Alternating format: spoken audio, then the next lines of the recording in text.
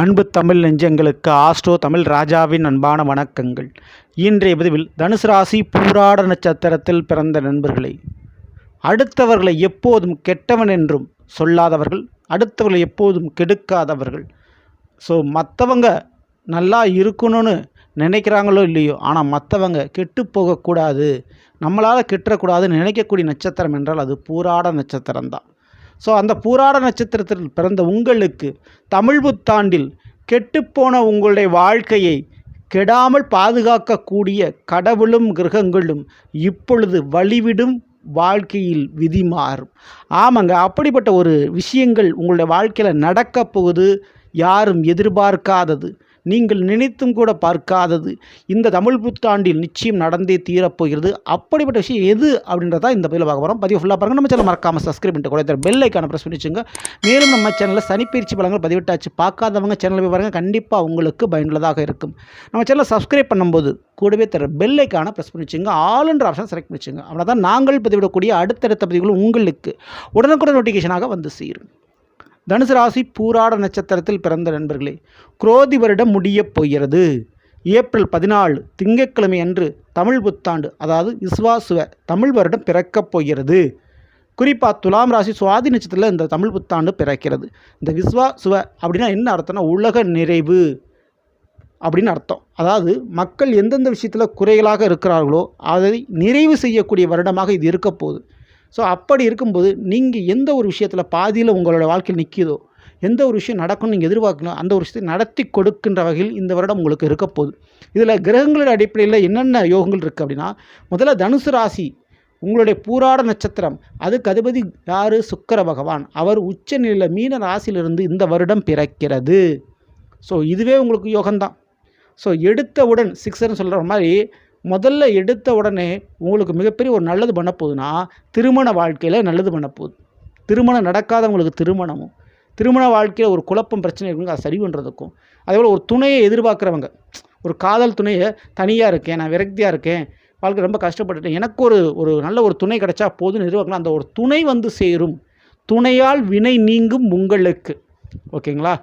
அதுக்கு மேலும் ஒரு முக்கிய காரணம், குரு பகவான் உங்களுடைய ராசிநாதன் ரிஷபத்தில் இருக்கக்கூடியவர் மே மாதம் பயிற்சி அடைஞ்சு மிதுனத்திற்கு போகிறார். அந்த மிதுனத்திலிருந்து 7ஆம் பார்வையாக உங்களை பார்க்கிறார், தனுசு ராசியை பார்க்கிறார்.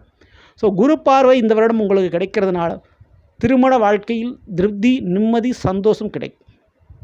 அடுத்து காரு அல்லது தங்க நகை அல்லது புதிய ஆடம்பரமான அல்லது நீங்கள் ஆசைப்பட்ட ஒரு பொருள், இந்த 3 ஏதாவது ஒன்று இந்த வருடம் நீங்கள் வாங்குவீங்க. அடுத்தபடியாக கேது பவன் 10ல் இருக்கக்கூடியவர், அதாவது கன்னிராசியில் இருக்கக்கூடிய பயிற்சி அடைஞ்சு 9ஆம் வீடான சிம்மத்துக்கு போயிடுறாரு. சட்ட சிக்கல்கள் தீரும். சட்டப்பூர்வமாக இருக்கக்கூடிய தொல்லைகள், பிரச்சனைகள், தண்டனைகள் விலகும், விடுதலை அடைவீர்கள். இது ஒன்று. அடுத்தபடியாக செவ்வாய் நீசமடைந்து தனுசு ராசிக்கு 8ஆம் வீடு கடகம், கடகத்தில் நீசமடைந்து இந்த வருடம் தொடங்குகிறது. அதனால் விரைய செலவுகள் குறையுது. கூட பிறந்தவங்களால் ஏற்பட்ட பிரச்சனை, விரைய செலவு குறையுது. போலீஸ் வம்பு வழக்கு பிரச்சனைகள் குறையுது.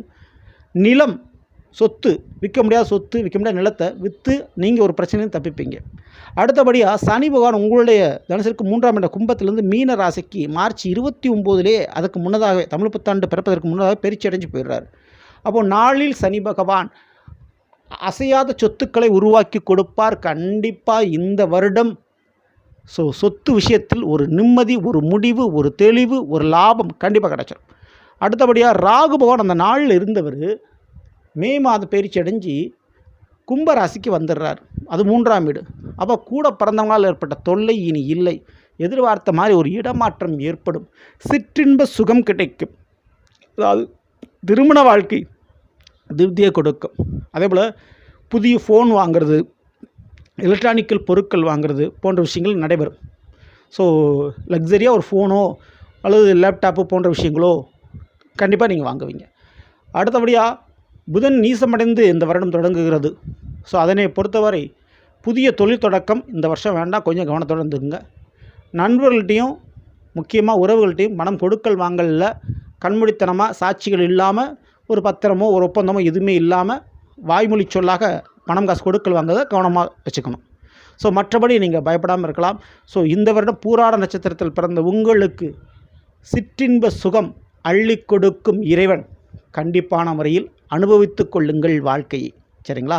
ஸோ நீங்கள் வணங்க வேண்டிய தெய்வம் அப்படின்னு எடுத்துக்கிட்டால் கண்டிப்பாக இந்த வருடம் 9ல் கேதுபான் இருக்கிறனால விநாயகர் வழிபாடு பூராட நட்சத்திரத்தில் பிறந்தவங்க தவறாமல் பண்ணுங்கள். சங்கடகர சதுர்த்தி வழிபாடு தவறாமல் பண்ணுங்கள். சரிங்களா?